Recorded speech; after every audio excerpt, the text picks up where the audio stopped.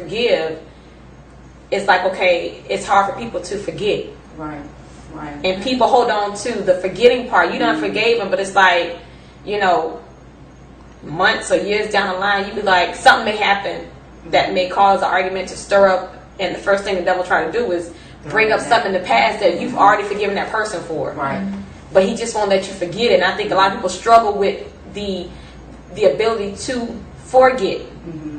But some people just have to understand that sometimes forgetting is probably the hardest thing to do outside of forgiving. So that's something, once you forgive, you have to work on being able to not hold it against that person any longer and stir things back up. And then you go through the whole process of having to forgive the person and working through the issue. Right.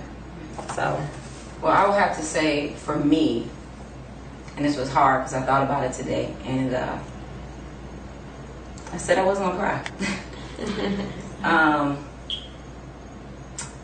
The hardest part for me in forgiveness was with my kids, because of mistakes that I've made and poor choices that caused them to be separated, that caused them to have different fathers, that caused me to not be in their life the way I wanted to be. And when I see them, even though I know that I was not there the way I was supposed to be, to see the love that they still give is I ask for forgiveness all the time. I've even said, especially to my sons, I'm sorry that I chose. I was, sometimes I see Dad and I'm like, oh, was I drunk or was I what? But I mean, that's just keeping it real. But I always say that even when we feel like we made wrong decisions, God already knew.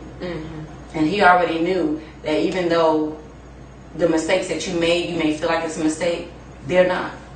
And he put giftings and talents on the inside of them, and you have to look at it and say, okay, this is a gift, this is a joy, this is, But I think the hardest part for me is wanting to receive forgiveness from them.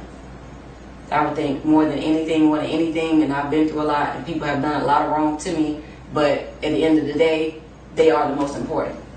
Because when everybody else is gone, they'll still be there. So I think that's the hardest. But I think I have it.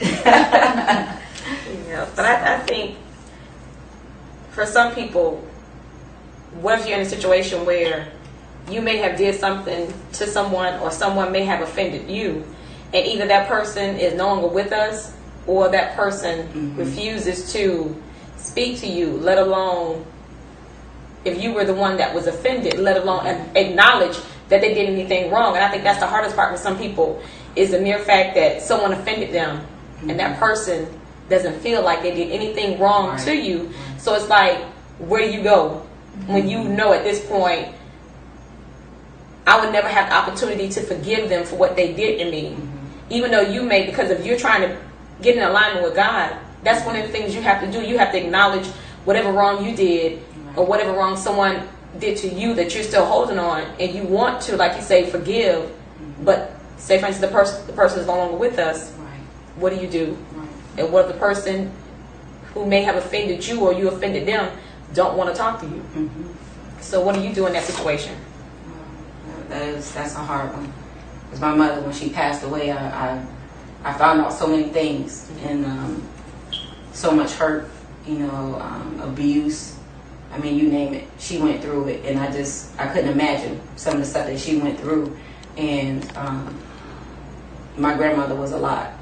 She did a lot of very wrong things to my mother. And I think that when my mother passed away, that I hope and pray that there was something in her that made her say, this is my child. I just totally, she basically ruined her life in a sense of how she grew up and the things that were done to her. But I think at the same time, she gave her life, because at 15 years old, with two babies, one at 12 and one at 13, come home and your babies are put up for adoption, and then you're abused and you're constantly beat on with whatever she could get her hands on.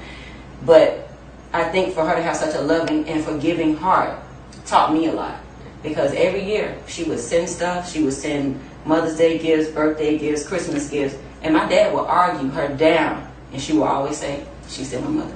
Mm-hmm. She never sent a thank you card, nothing. She never even acknowledged that she received it.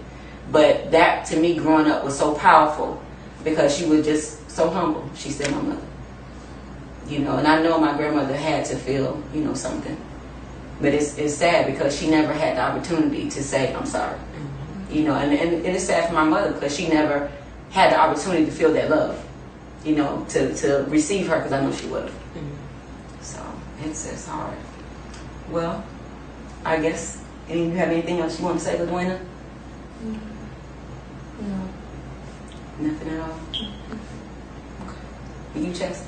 Well, I just wanted to touch on something LaDuana was saying earlier about how do you go, even if you were the one who offended someone or someone offended you, how do you go and, you know, approach them? Because that's the biggest thing, approaching someone. Because if you just look sideways at the person as you're approaching them, they may just take it the wrong way. Mm-hmm.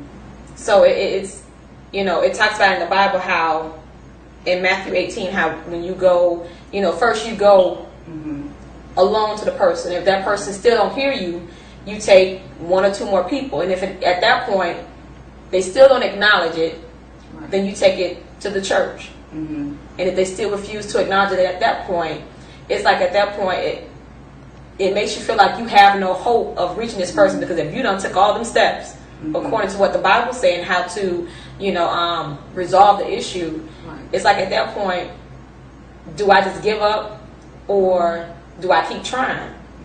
Because if you taking all them steps, even to go so far as to take it to the church, Right. and they still refuse to acknowledge it, I think at that point it's like just maybe having to seek out God, and maybe just That's maybe just one instance, this particular situation where you just basically just have to let it go.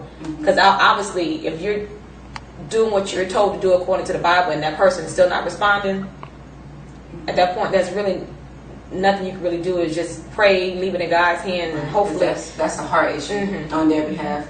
And again, if you cleared yourself, and if you've gone through that many steps and they still won't receive you, you know, that's a stubborn spirit. You know what I'm saying? That can't be a spirit that's walking in love. There's no way. Because if I see you tried, and maybe I could have been hard the first time, but the second time you try, and even if I'm a little leery, by the time, you know, you've gone as far as to the pastors to try to get me to receive you and to forgive you, I mean, that has to be a hard person. I mean, you must have really done something bad to, you know, to them, for them to be. And at that point, literally, you know, when you can't do anything else and your back is against the wall, when you've done all you can, stand. And all you can do is give it to God, and that's it. And just continue. There's nothing else to do. You know, and one day when you least expect, God, you know, He can turn the heart of the king. You know, He can turn our hearts too. So. With me, I think it was hard for me, you know, with my mom, because it's like I didn't do anything to you. You know, I was a little girl, you know, so why should I, you know, why should I apologize to you for anything? What did I do to you? You know, and I haven't necessarily reached out to my mom, you know, and asked her for forgiveness. But, you know, in so many ways I've tried to mend our relationship, but, you know, it didn't seem like she wanted that with me. And it's like I see her bonding with my sisters, and it hurts me, but, you know, I still have to forgive her for it. And I just, you know, like I said, because I didn't know what else to do, I never really went to anybody else about it, you know, about my feelings or how I felt about it. So I just stayed, like, you know, in a little box. And for so long, for so many years, it bothered me. But, you know, I'm just kind of pulling away from it. But, you know, it's like I'm still there, but I'm not there, if that makes sense. But, you know, only thing I can do now is go to God, you know, and just maybe He'll change her heart, or maybe one day, you know, she'll realize, you know. Well, don't say maybe. Well, yeah. Don't say maybe. She'll realize you do all that. things. Don't say maybe. You have to speak it. What you want, you have to speak it, and you have to be specific. Right. You know, and it'll come.